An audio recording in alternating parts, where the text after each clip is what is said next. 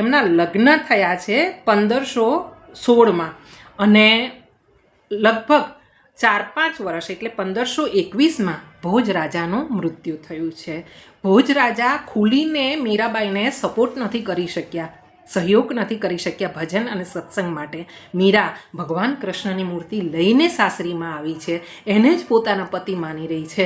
અને આ બાજુ મહારાણા સાંગા એના સસરા પણ મીરાબાઈને સહયોગ કરવા માંગી રહ્યા છે. પણ મેવાડની એ રીત છે કે દીકરીઓ સ્ત્રીઓ પડદામાં રહે, મર્યાદામાં રહે અને સાધુ સંતો સાથે વાતચીત ન કરે. અહીંયા મીરાજીને આ બધું ગમ્યું નથી.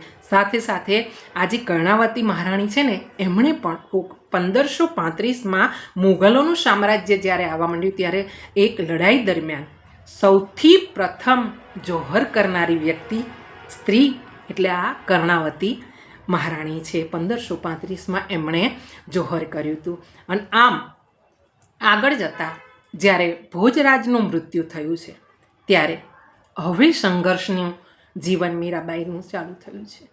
ભક્તિમતી છે, ભક્તિને કોણ ઓળખી શકે, કોણ પચાવી શકે? વિક્રમાદિત્ય એમના દિયર છે અને દિયરે એમના ઉપર બળજબરી કરવાનો, એમને ત્રાસ આપવાની તૈયારીઓ ચાલુ કરી દીધી છે. બન્યું છે એવું કે એકવાર ઝેરનો કટોરો લઈને આવવામાં આવ્યો છે, ઝેરનો કટોરો આપવામાં આવ્યો છે અને કીધું છે આ તો ભગવાનનો પ્રસાદ છે, કૃષ્ણનો પ્રસાદ છે.